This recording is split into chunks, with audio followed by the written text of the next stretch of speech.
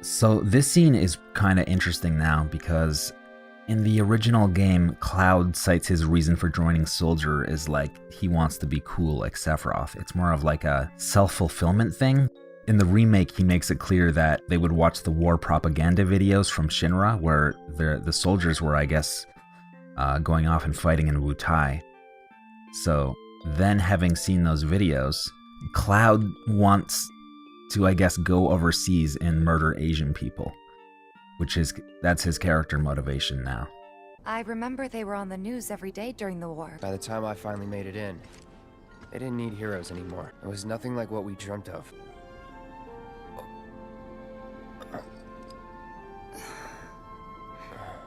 Cloud really taking a few steps down as a human being in the remake version. So not very cool of Cloud. Yeah.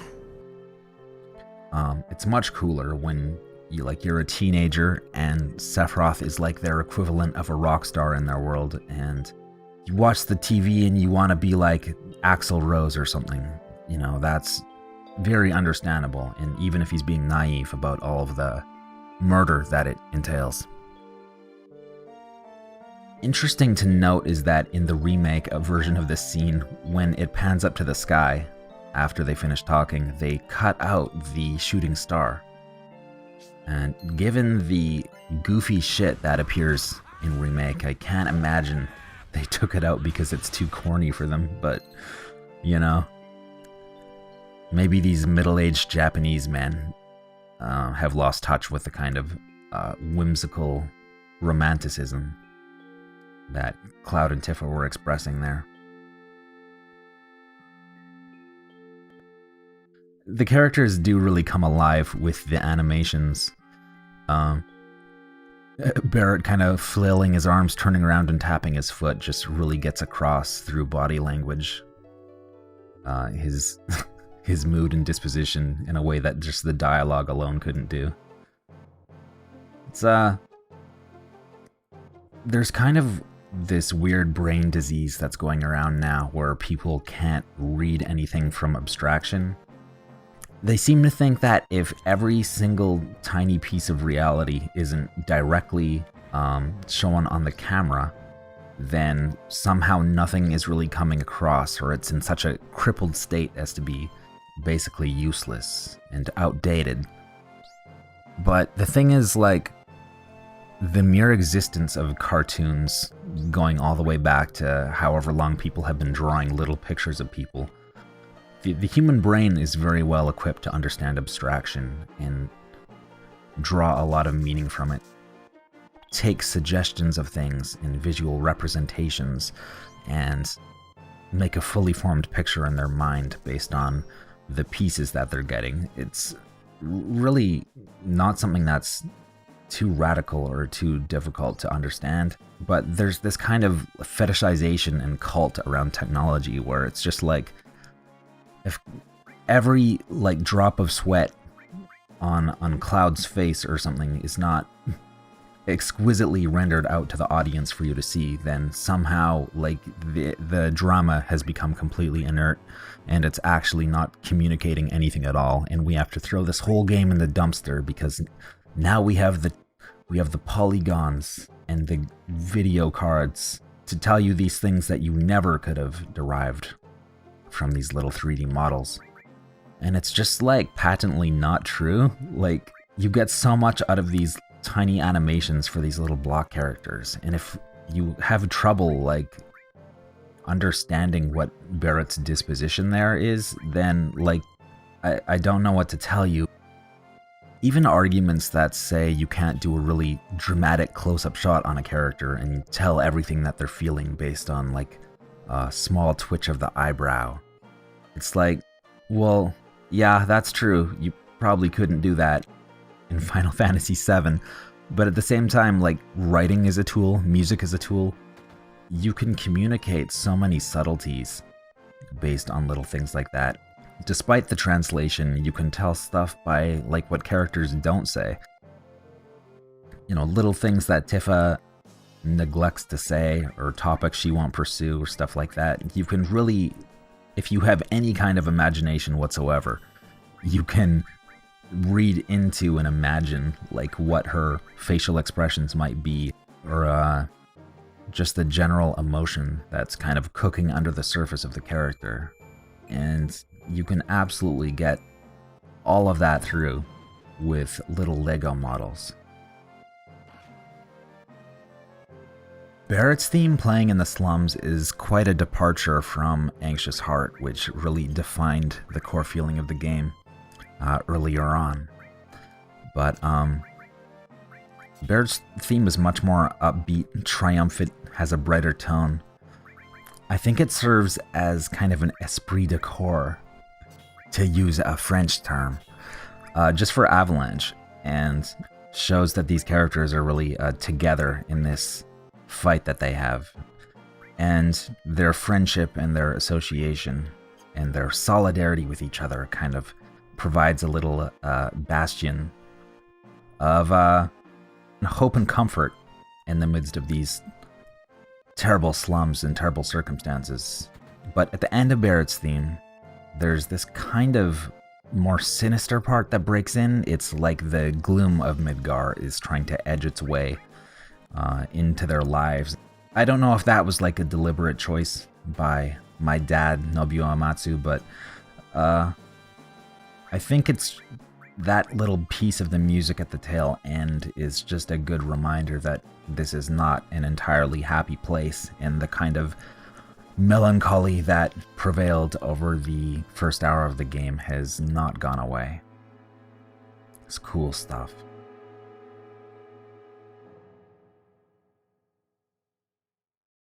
Love Barrett coming right into the camera. See, these models are so expressive, dude. Like, you can call them cartoonish and you can laugh at them and stuff, but I don't know, man. Like, I don't have trouble imagining, like, what a fully formed, realistic version of Barrett would be looking like as he's kind of looking around, asking if that guy said something.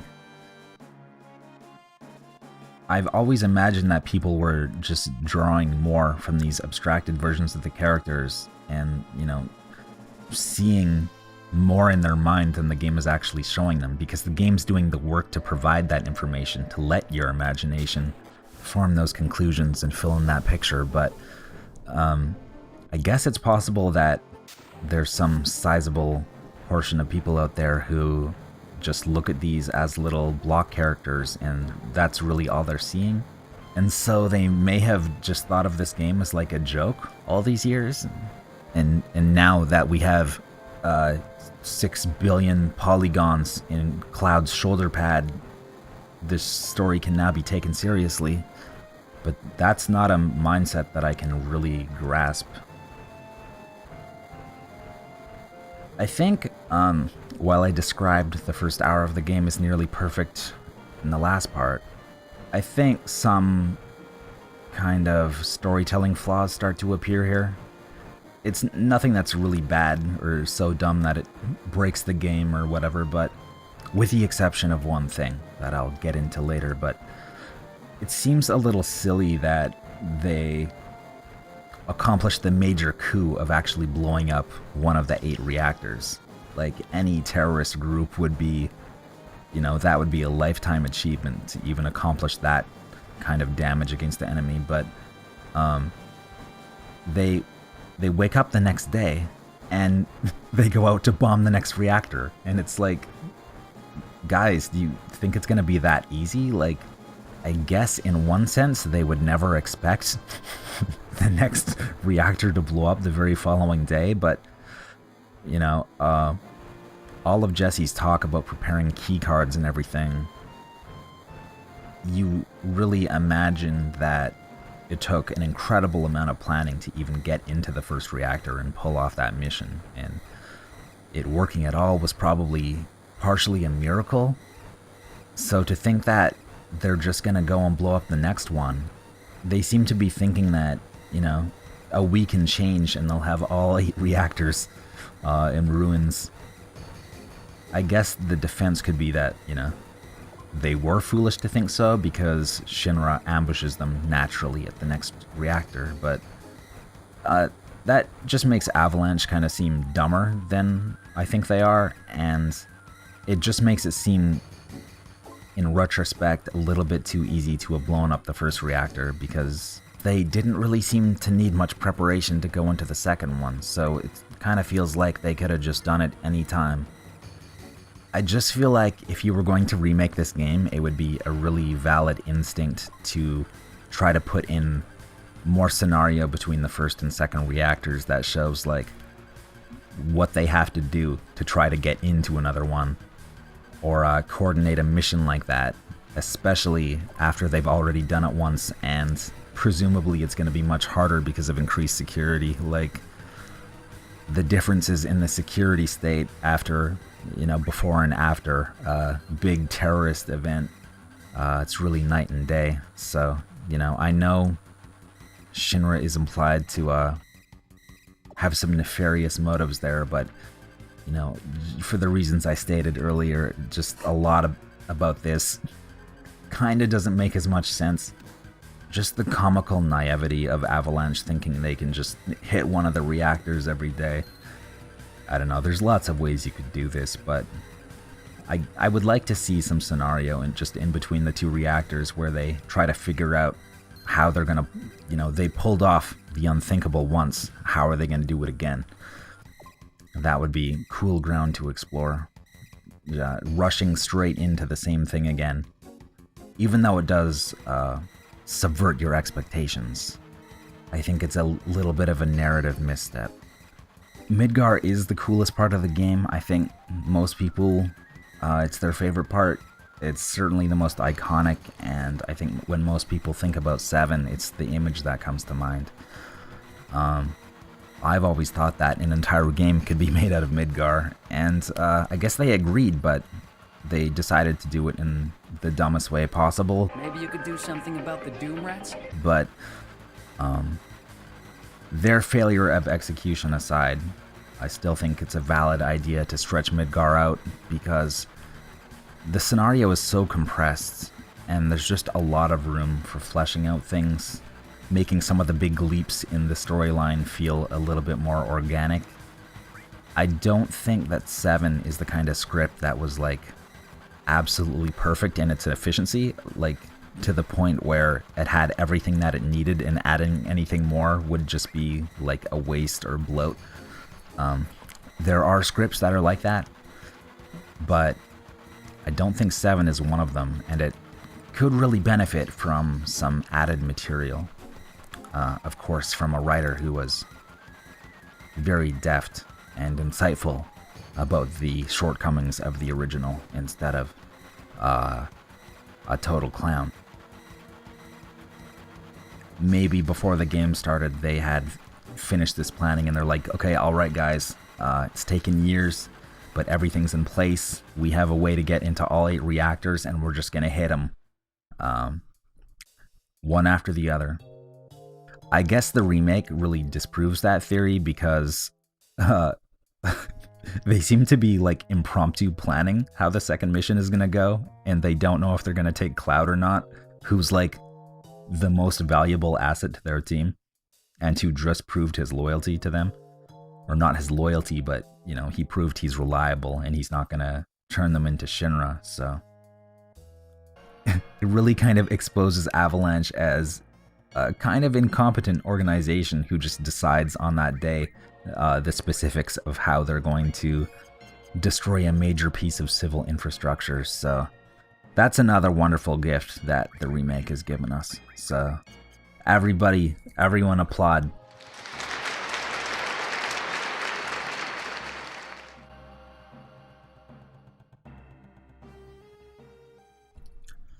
Yeah, Barrett, what did you expect, man? You guys remember what you did yesterday, right?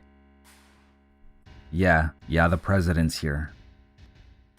Yeah, maybe he doesn't want more of his reactors blowing the fuck up. Maybe that is why he's here. Like Cloud met the president, dude. Maybe like the president swears in members of Soldier, like, you know, coming in front of the king to get your knighthood. I don't know, man. I think this is the first time that Sephiroth is mentioned by name, and they kind of brush past him. They don't really make a big deal out of it. Cloud doesn't have a sudden flashback here where Sephiroth delivers a 5-minute monologue to him about killing his mom or some garbage like that. It's kind of something where the audience might think, oh, Sephiroth, that's a weird name, and then they kind of forget about it in the ongoing drama of the situation. Sephiroth is something that really slowly bubbles to the surface.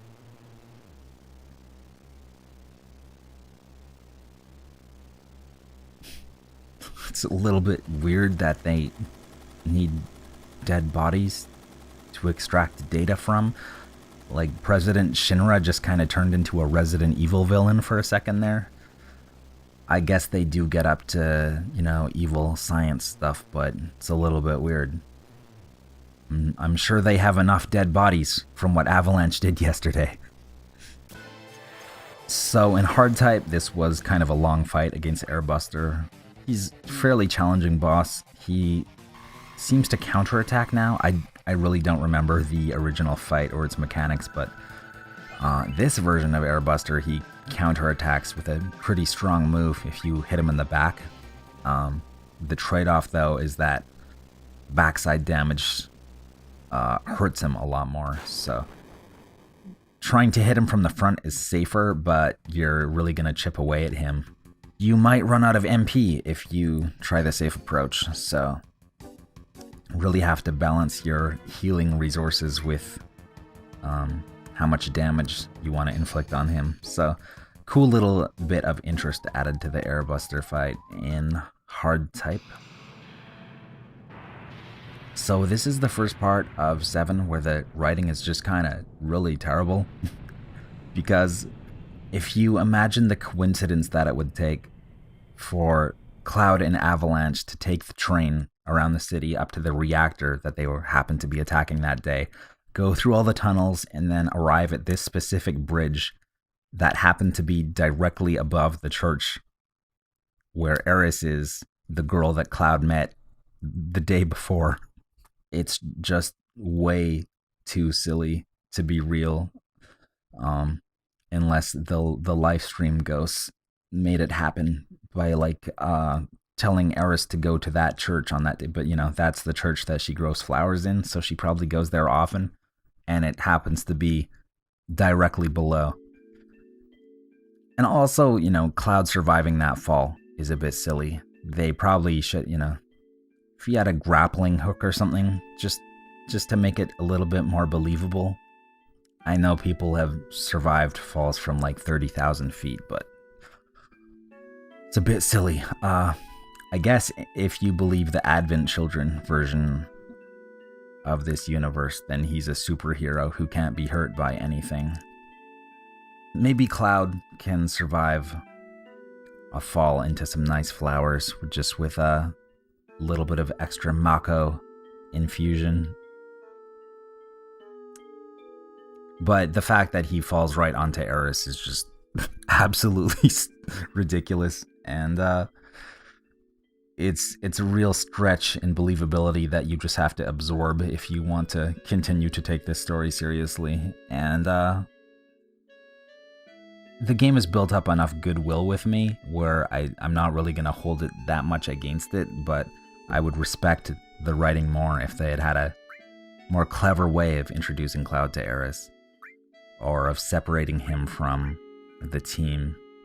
It really has the sensation like Cloud meeting Eris in the church was like a note card on their board of scenario events that needed to happen, and they just kind of threw him from one note card into the next. Kind of a big flaw, but the story has been cool enough so far that not really gonna go all out and say, oh, this game's suddenly garbage now. Like, as much as sloppy, kind of thoughtless writing bothers me, it's not like one strike and you're out, especially if you've been doing good work up until that point. I'll give you a few mistakes. This joke with Reno walking across the flowers and then turning around and telling his men not to do it is good bit of classic FF7 humor. There's a strange innocence to it, and there's kind of like a goofy charm to the way that the characters have funny moments sometimes, but not in a way that breaks the seriousness of the setting, or it doesn't infringe on the potency of the drama or the dramatic context occurring. I think a lot of the humor in 7 comes organically from the character interactions, like when Wedge is trying to, like, he's bothering Barrett in the secret basement of 7th Heaven, and Barrett just kind of punches him, and he flies up into the camera in a sort of cartoonish way.